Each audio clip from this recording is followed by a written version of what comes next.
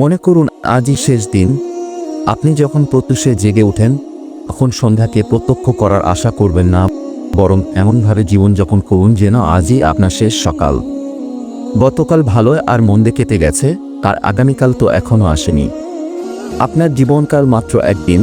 আপনি যেন আজই জন্মগ্রহণ করেছেন আর দিনের শেষে মারা যাবেন। এ মনোভাব থাকলে আপনি অতীতের সকল দুশ্চিন্তা ও ভবিষ্যতের সকল অনিশ্চিত আশার নেশায় ব্যস্ত হয়ে থাকবেন না। কেবল আজকের দিনটির জন্যই যেন বেঁচে থাকবেন। সারাটা দিন আপনার উচিত জাগ্রত হৃদয়ে প্রার্থনা করা, বুঝে শুনে কুরআন তিলাওয়াত করা, মহান আল্লাহকে অধিক পরিমাণে স্মরণ করা।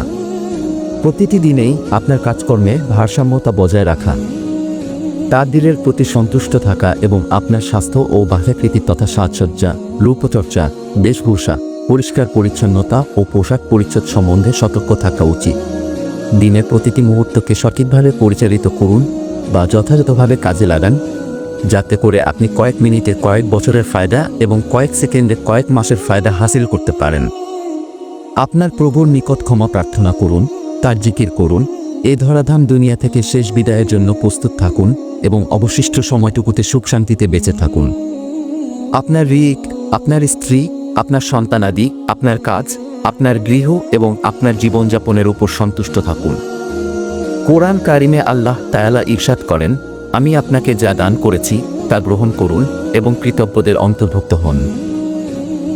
আজকের দিনটি দুঃখ, বেদনা, বিরক্তি, ক্রোধ ও হিংসা বিদ্বেষমুক্ত অবস্থায় কাটান। আপনার হৃদয়ের মণিকোঠায় একটি কথা শোনার হরফে খোদাই করে লিখে রাখুন। আর সেটা হচ্ছে, আজই আমার একমাত্র দিন। যখন আপনি এই মনোভাব অর্জন করতে পারবেন, তখন আপনি আপনার ব্যক্তিত্বকে উন্নত করে, আপনার ক্ষমতা ও দক্ষতা বাড়িয়ে এবং আপনার কাজকর্মকে পরিশুদ্ধ করে আপনার দিনের প্রতিটি মুহূর্ত হতেই মুনাফা অর্জন করতে পারবেন।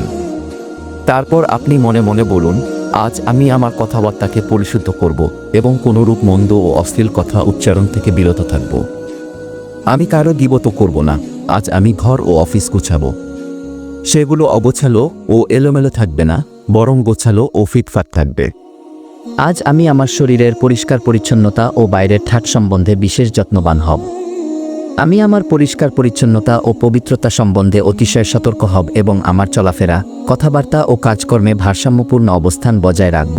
আজ আমি আমার প্রতিপালকের প্রতি অনুগত থাকতে, সম্ভাব্য সর্বোত্তম পদ্ধতিতে সালাত আদায় করতে, অধিক নফল ইবাদত করতে, কোরআন তিলাওয়াত করতে এবং উপকারী বই পুস্তক ও ভালো কিতাবাদি পড়তে আপ্রাণ চেষ্টা করব।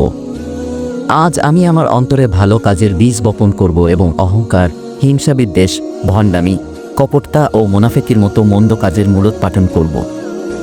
আজ আমি অন্যদেরকে সাহায্য করার তথা রোগী দেখতে যাবার, জানায়ের সালাতে উপস্থিত হবার, পথহারাকে পথ দেখানোর এবং ক্ষুধার্তকে খাবার খাওয়ানোর চেষ্টা করব।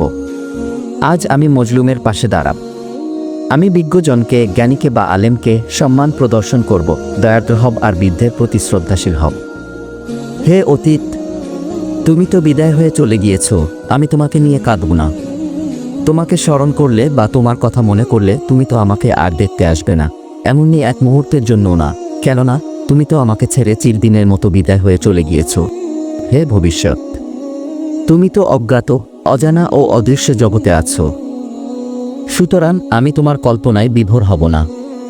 আমি ভবিষ্যৎ নিয়ে আগেভাগেই মাথা ঘামাব না, কেননা ভবিষ্যৎ কিছুই না এবং এমনকি তা এখনও সৃষ্টিই হয়নি। যারা পরিপূর্ণ জাঁকজমক ও চমৎকারভাবে জীবনযাপন করতে চায়, তাদের জন্য সুখের অভিধানে সর্বাপেক্ষা গুরুত্বপূর্ণ কথা হলো, আজই আমার শেষ দিন।